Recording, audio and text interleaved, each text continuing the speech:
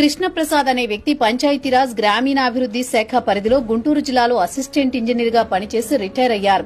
అధికారిగా పనిచేస్తున్న సమయంలో 2004లో 5,000 రూపాయల లంచం కేసులో ఏసీబీ ట్రాప్ లో చిక్కుకున్నారు. దీంతో ఆయనపై సస్పెన్షన్ వేటు పడింది. అనంతరం డ్యూటీలో తిరిగి జాయిన్ అయ్యారు. ఇదే కేసులో వాదనలు జరగడం, ఆయనకు ఏడాది జైలు, జరిమానా విధించడంతో 2009లో ఆయన్ను ఉద్యోగం నుంచి తొలగించారు. దీనిపై అప్పీల్ కి వెళ్లిన క్రమంలో హైకోర్టులో కేసు కొట్టివేశారు. దీనిపై సుప్రీంకోర్టుకు వెళ్లాల్సిన అవసరం లేదని ఏసీబీ కూడా స్పష్టం చేసింది. అయితే ఈ వ్యవహారాలన్నీ సాగుతున్న క్రమంలో ఆయన 2017లో మరణించారు.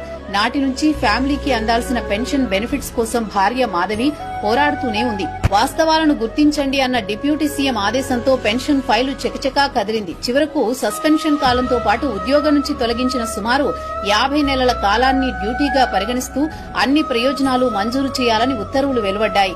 దీంతో మహిళ సమస్యకు ముగింపు లభించింది. త్వరలోనే ఆమెకు ప్రభుత్వం నుంచి రావాల్సిన 30 నుంచి 35 లక్షల న్యాయబద్దమైన మొత్తంతో పాటు ప్రతి నెలా పెన్షన్ పొందే మార్గం సుగమం ఏర్పడింది.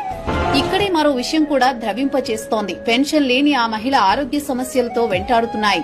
ఆదరువుగా ఉండాల్సిన కుమారుడు హాస్పిటల్ పాలు కావడంతో పాటు అనారోగ్యం కారణంగా బాధితురాలి కాలు కూడా లేకుండా పోయింది.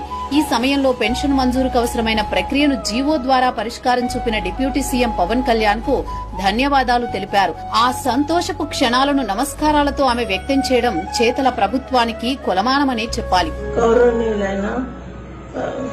ఆంధ్రప్రదేశ్ రాష్ట్ర డిప్యూటీ సీఎం గారికి, పంచాయతీరాజ్ మినిస్టర్ గారికి, శ్రీ పవన్ కళ్యాణ్ గారికి నమస్కారములు.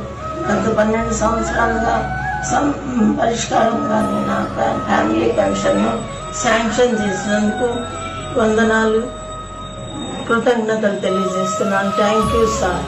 ఓ మహిళ జీవితంలో వెలుగులు నింపడమే కాకుండా ఆమె శేష జీవితానికి రాచబాట కల్పించిన ప్రభుత్వానికి రియల్ హీరోగా నిలిచిన జనసేన అధినేతకు ప్రత్యేక కృతజ్ఞతలు తెలిపారు.